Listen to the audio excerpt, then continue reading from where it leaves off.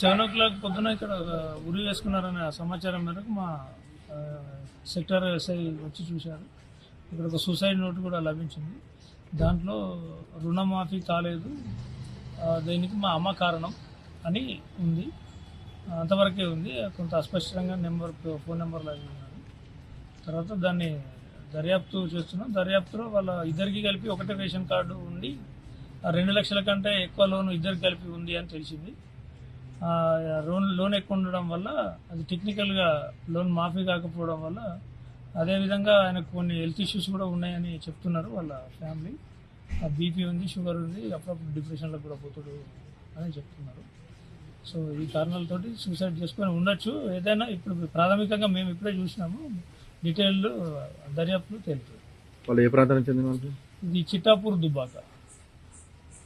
ఇక్కడ పిల్లలను చదివించుకోవడం కోసం ఇక్కడ